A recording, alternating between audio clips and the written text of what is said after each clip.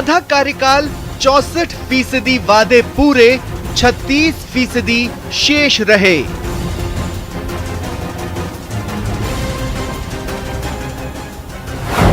छत्तीस फीसदी वादों में से 8% में केंद्र की सहमति जरूरी।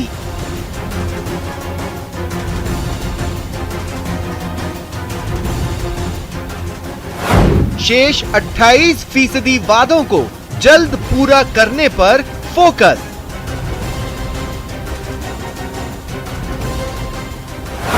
आठ फीसदी वादों के लिए राज्य सरकार केंद्र को लिखेगी पत्र।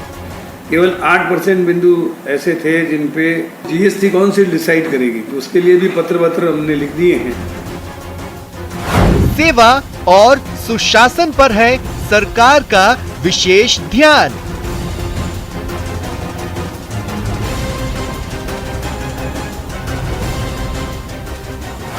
कोरोना काल के बावजूद अधिकतर वादे धरातल पर उतारे।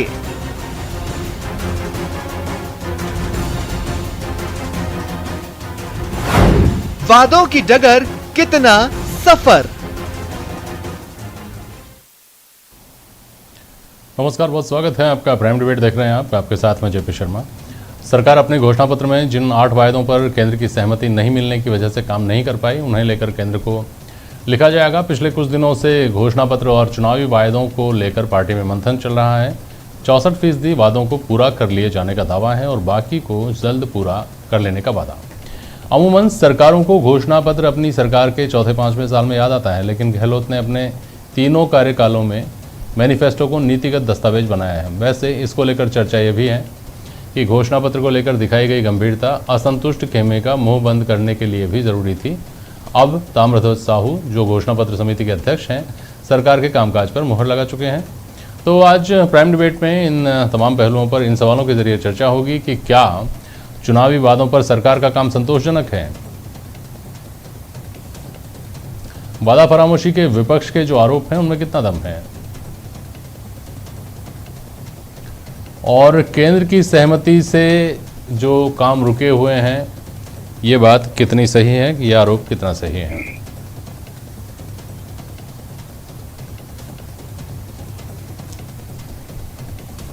राखी राठौड़ हैं, भारतीय जनता पार्टी के प्रवक्ता, हमारे साथ। डॉक्टर प्रदीप चतुर्वेदी हैं, कांग्रेस के प्रवक्ता हैं आप, और अवधेश आकोदिया हैं, आप पत्रकार, वरिष्ठ पत्रकार हैं। बहुत स्वागत करता हूं मैं आप सभी का।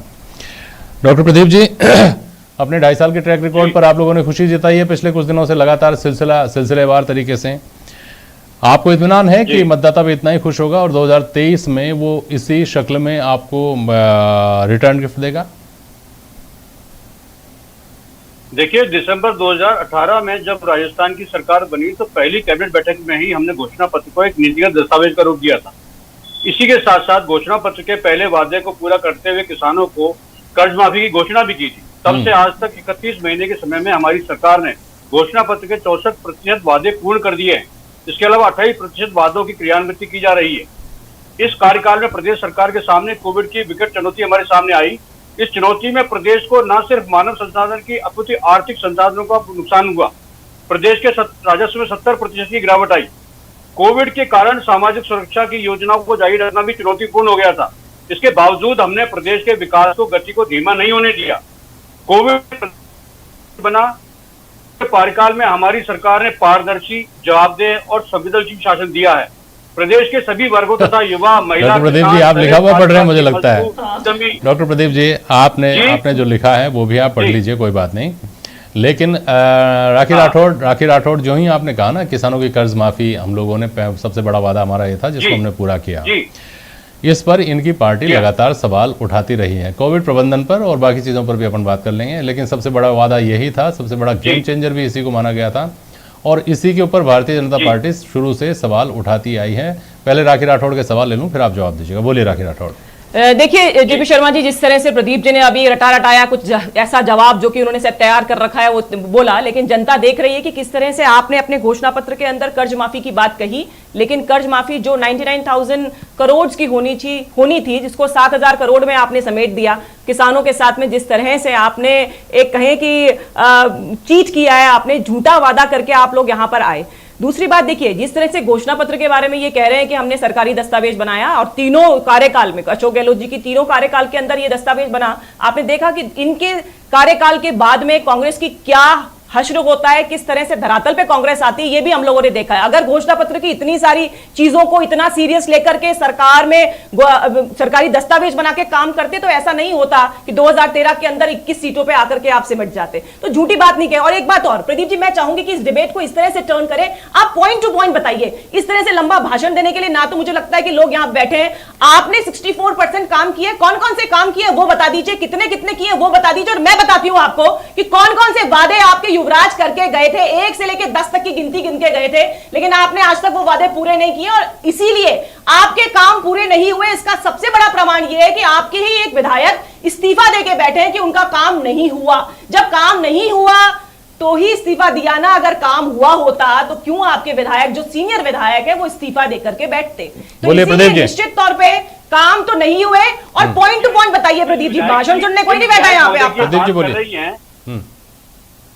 जिन विधायक महोदय की बात कर रही हैं, इस प्रदेश में 200 विधायक हैं और माननीय मुख्यमंत्री जो सरकार चला रहे हैं उनके लिए 200 विधायक उनकी अपनी प्रायोरिटीज में हैं। एक विधायक की प्रायोरिटीज पर, उनकी मांगे रखने पर क्या सरकार चलती है? विधायक की बात छोड़िए, विधायक तो 5 साल में इनकी पार्टी के विधायक सदन में खड़े हो करके इनकी पार्टी को ही घेरते रहे। एक नहीं 5 विधायक कम से कम ऐसे रहे जिन्होंने इनकी पार्टी के ऊपर, इनकी सरकार के ऊपर सवाल उठाए। सबसे पहले बात करिए, देखिए सबसे बड़ा मामला जो था वो कर्ज माफी का था। और अवधेशा को दी, आपके पास भी आऊंगा इस सवाल को लेकर के। मैं कर्ज माफी बहुत बड़े स्तर तक हो चुकी है और उसके बाद जो बची है उसका कारण सिर्फ कोरोना महामारी की वजह से आर्थिक तंत्र का कुछ हद तक हिल जाना था। और मैं समझता हूं जिस प्रदेश की 70% राजस्व अगर हिल जाए या डिस्टर्ब हो जाए तो उसकी सारी क्रियान्वित जो उसका पॉलिसी मैटर थे वो सब डेफर हुए हैं। अगर 99,000 में से 7,000 पेमेंट करना यानी 7% काम है, सिर्फ 7% कर देगी। नहीं, जैसे राजस्व की वसूली और राजस्व ठीक होगा, हम इस व्यवस्था को बिल्कुल लागू करेंगे। ठीक है, मुझे बताइए राखी राठौड़, एक मिनट। और सबसे पहले प्रदेश के ठीक है प्रदीप जी, आता हूँ आपके पास वापस। जीवन को बचाए रखना, उनके रोजगार धंधों को बचाए रखना सरकार की प्राथमिकता है, प्राथमिकता है। इसलिए सरकार को प्राथमिक स्तर पर जो आपातकालीन स्थिति आती है उससे निपटने की आवश्यकता होती है। जो सरकार का घोषणा पत्र है उसमें से 64% हमने पूरे कर दिए, 28 पे काम चल रहा है और 8% जो उसकी सेंटर की स्कीम्स हैं उस पर चर्चा चल रही है। अवधेश राकोदिया जी, पहले आपसे पूछ लेता हूं, फिर राखी राठौड़ से सवाल कर लूंगा। ये जो 2 चीजें ऐसी पिछले हाल के 4-5 वर्षों में ऐसी हुई जिनमें भारतीय जनता पार्टी की सरकार के दौरान सरकार लगातार ये कहती रही, पार्टी लगातार इस बात को डिफेंड ही करती रही आखिर तक। कांग्रेस हमलावर रही 2013 से 18 के बीच के आखिरी सालों में कि आपने 15 लाख नौकरियों का वादा किया था और भाजपा इस बात को क्लैरिफाई करते रही, इस बात को क्लैरिफाई करने में पसीना बहाती रही कि नहीं, नौकरियों का वादा नहीं किया था, रोजगार का वादा किया था, किसी भी शक्ल में हो सकता है। 2019 में 2018 के अंत में जब कांग्रेस की सरकार आई उसके बाद से ये तिलिस्म नहीं टूटा है कि ये जो कर्ज माफी थी ये संपूर्ण कर्ज माफी थी या ये जो राष्ट्रीयकृत बैंक हैं उनकी कर्ज माफी थी, सहकारी बैंकों की कर्ज माफी थी या निजी बैंकों की भी कर्ज माफी थी। राखी राठौड़ अब जो 99,000 करोड़ का बता रही हैं वो सबकी सकल जो कर्ज माफी है उसका आंकड़ा आकर ठहरता है। ये सरकार इस बात को कई बार स्पष्ट कर चुकी है कि हमने सहकारी बैंक और जो राष्ट्रीयकृत बैंक हैं उनकी कर्ज माफी की बात की थी, जो हम कर चुके हैं या करीब करीब कर चुके हैं। मेरा सवाल आपसे ये है अवधेश राकोदिया जी कि ये बहस स्टूडियोज में भी हो गई, सोशल मीडिया पे भी हो गई और विधानसभा के फ्लोर पर भी ये बहस हो चुकी है, उसके बाद भी ये नतीजे इन दोनों ही मामलों में नतीजे नहीं आ पाए। स्थिति वैसी ही है जैसे स्टार लगाकर कर दिया जाता है शर्तें लागू। अब समझ में आता है कि ये आइडिया जो है विज्ञापन वालों को, वो जो पार्टीज हैं उनके मैनिफेस्टो से ही उसकी गंगोत्री है, कहीं न कहीं से वहीं से निकला है ये। अवधेश राकोदिया बोलिए।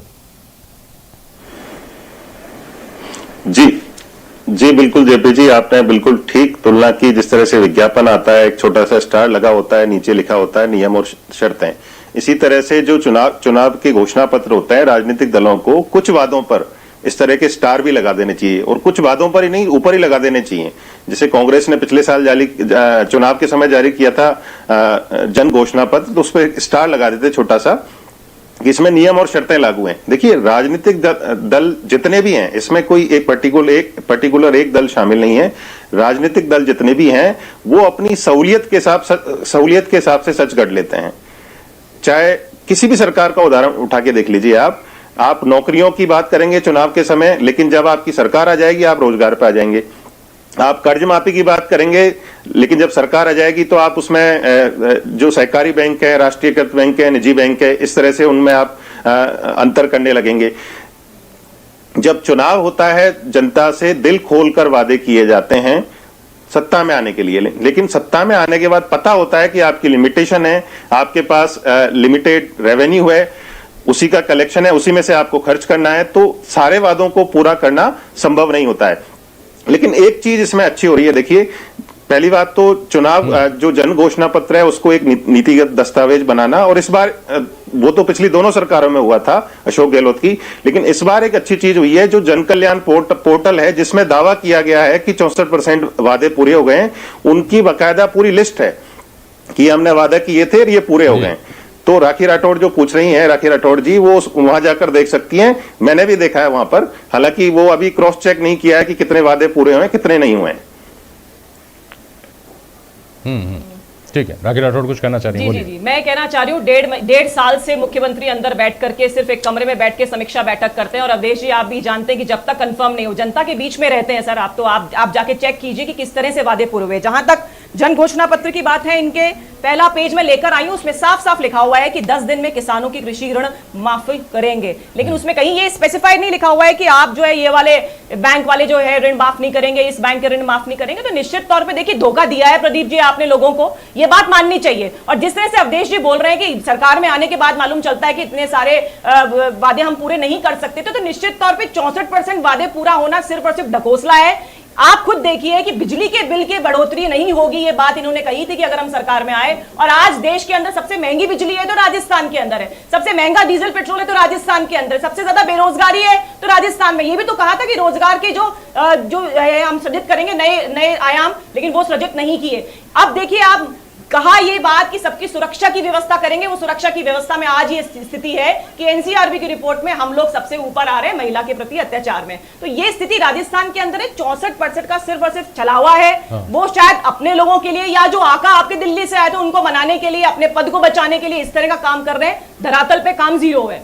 जहाँ तक मुझे याद है, किसानों के लिए जो बिजली दर है उसको नहीं बढ़ाने की बात थी राखी राठौड़ मैडम। वो आम उपभोक्ताओं के लिए, घरेलू उपभोक्ताओं के लिए बिजली की दर बढ़ाने की बात थी या नहीं थी, मुझे ठीक से याद नहीं, मुझे लगता है कि नहीं था ऐसा। लेकिन प्रदीप चतुर्वेदी जी, सवाल उठता है जब भी सरकार को लेकर भाजपा सड़कों पर आती है, सवाल उठता है कानून व्यवस्था को लेकर, सवाल उठता है जो स्थानीय स्तर पर महंगाई का ठीकरा फोड़ा जाता है कि वैट आप लोगों ने इतना ज़्यादा कर रखा है, हिंदुस्तान में कहीं भी नहीं है, वैट यहाँ ज़्यादा है, इसलिए यहाँ पर पेट्रोल डीजल की कीमत ज़्यादा है, तो यहाँ पर ओवरऑल महंगाई बढ़ी हुई है। इस तरह के जो सवाल उठते हैं उसके बारे में अगर आप कुछ बोलना चाह रहे हैं, अगर आपके पास कोई तथ्य हैं, कोई आंकड़े हैं, तो आप बोलिए।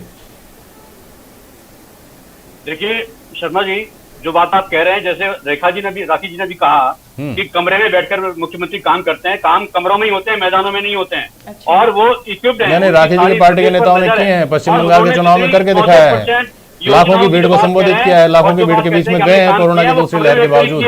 ये आपका ये बचकाना बयान कि कमरे में बैठते हैं और निकलते नहीं है, निकलने से काम नहीं हो रहे हैं। मुख्यमंत्री जी ने इस आपदा का अवसर का लाभ उठाते हुए केंद्र की व्यवस्था में गांव के जानी और सरपंच, ग्राम सेवा, ग्राम पंचायत के लोगों से बातचीत की है। इसलिए आपका ये कहना कि घर बैठ के काम करते हैं, कमरे में काम करते हैं, ये उचित नहीं है। और जहां तक रही बात उसकी महंगाई की, तो महंगाई में बाजार सरकारें के उसमें नहीं आती है। ये केंद्र सरकार की जिम्मेदारी है कि राष्ट्रीय स्तर पर बाजार को नियंत्रित करे, उस महंगाई को रोके। ये प्रदेश का काम नहीं है, केंद्र सरकार का काम है। और केंद्र सरकार इसमें असफल है, और केंद्र सरकार ने इस पर बिल्कुल मुंह मोड़ रखा है। आप देखिए कि पेट्रोल की कीमतें पूरे देश में जिस स्तर बढ़ रही है, डीजल की बढ़ रही है, राजस्थान में बढ़ेगा तो बाजार की कीमतें बढ़ेंगी, बाजार की कीमतें बढ़ेंगी। उसमें हम और आप क्या कर सकते हैं? लेकिन आपने जिस तरह से व्यवस्था कर रखी है, आप जिन लोगों को ठग रहे हैं आप महंगाई के नाम पर, उसमें इस देश के लोग कभी आपको माफ नहीं करेंगे। ये बार बार आरोप ये भी लगता है डॉक्टर प्रदीप चतुर्वेदी जी, भारतीय जनता पार्टी की तरफ से, कि सरकार का जो अधिकांश समय था वो तो एक तो बाहरी महामारी थी जो सारी दुनिया में फैली हुई है, एक सरकार के अंदर की बीमारी थी जो पहले दिन से ही उससे सरकार को लड़ना पड़ रहा है, पार्टी को लड़ना पड़ रहा है। उसको सेटल करने में ही अधिकांश ऊर्जा खर्च हो गई। इस वजह से शायद और बेहतर काम हो सकता था जो नहीं हो पाया। प्रदीप जी, संगठनात्मक स्तर पर जो काम होने हैं, पार्टी में जो मतभेद हो सकते हैं, उसको मुख्यमंत्री अशोक गहलोत जी पूरी तरह से निपट रहे हैं और आला कमान उनके साथ है। और जहां तक इसकी मतभेद की बात हो रही है, वो हमारा पार्टी का मामला है, उसे हम निपट लेंगे। उससे सरकार के किसी काम पे प्रभाव नहीं पड़ रहा है। और इस काम का जिम्मेदारी करने की बात जो मुख्यमंत्री जी की है, उसमें मुख्यमंत्री की तारीफ प्रधानमंत्री भी कर चुके हैं। इसलिए इस बात को लोकल स्तर पर उठाना और कहना, उनके प्रति ये बात करना, मैं सोचता हूँ अन्याय है। राखी मैडम, ये बात जो प्रदीप जी ने कही, अक्सर बहस में आपकी पार्टी के जो दूसरे प्रवक्ता हैं वो भी नकारते हैं इस बात को, जबकि ये तथ्य है कि राजस्थान को कोविड मैनेजमेंट के मामले में ये माना गया कि राजस्थान ने लीड किया है। भले ही वो भीलवाड़ा मॉडल हो, भले ही वो सबसे पहले लॉकडाउन लागू करना हो, भले ही वो बाहर के मजदूरों को बुलाने की व्यवस्था या उसकी याद दिलाना हो, इस तरह की तमाम चीज़ें थी जिस पर मुहर लगाई प्रधानमंत्री जी की टिप्पणी ने कि राजस्थान अनुकरणीय उदाहरण पेश कर रहा है। ऐसा नहीं हुआ था क्या? देखिए, निश्चित तौर पे आपने सही बात उठाई कि जब भीलवाड़ा मॉडल आया था तो प्रधानमंत्री जी ने राजस्थान की तारीफ की थी। उस समय उन्होंने एक परिवार के बड़े सदस्य के रूप में जो अच्छा काम किया उसकी तारीफ की। लेकिन उसके बाद जब आप ये समझते हैं इस बात को कि अगर मान लीजिए किसी परीक्षा में मैं बहुत अच्छे मार्क्स लेकर आऊं तो जरूरी होता है कि मुझे उस परफॉर्मेंस को लगातार मेंटेन करना। अगर भीलवाड़ा मॉडल बहुत अच्छा था और वहां पे आपने मेंटेन किया, तो आगे रामगंज में क्यों नहीं इसको कर पाए, आगे आप कोटा में क्यों नहीं कर पाए, आप जोधपुर में क्यों नहीं कर पाए? अच्छी बात है, प्रधानमंत्री जी ने बड़ा दिल रखते हुए तारीफ की थी, लेकिन उस परफॉर्मेंस को मेंटेन तो रखती राजस्थान सरकार। सिर्फ एक झुंझुने को लेकर के साहब हमारी तारीफ कर दी, हमारी तारीफ कर दी, उसके बाद लोगों को जो परेशानी हुई उसकी जिम्मेदारी भी तो राजस्थान सरकार को लेनी चाहिए। और मुझे लगता है कि हर काम के लिए, जैसा अभी इन्होंने कहा, देखिए आप क्या बोल रहे हैं कि संगठन में जो प्रॉब्लम है इससे जनता को कोई प्रॉब्लम नहीं हुई, उसकी वजह से जनता का कोई काम नहीं रुका।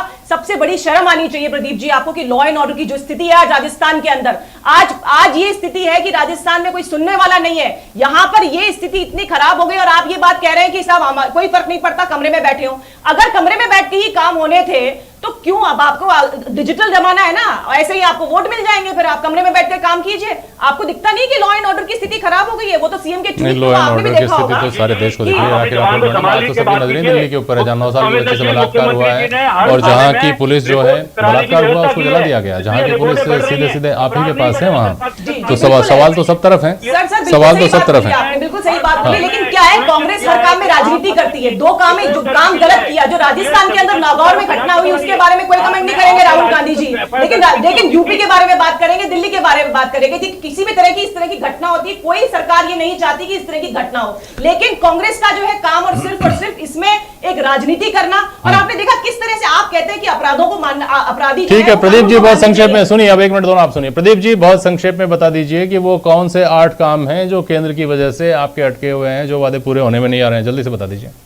राखी राठौड़ मैडम सूचित करेंगे, इनकी पार्टी के सांसद कल बैठ रहे हैं दिल्ली में एक साथ।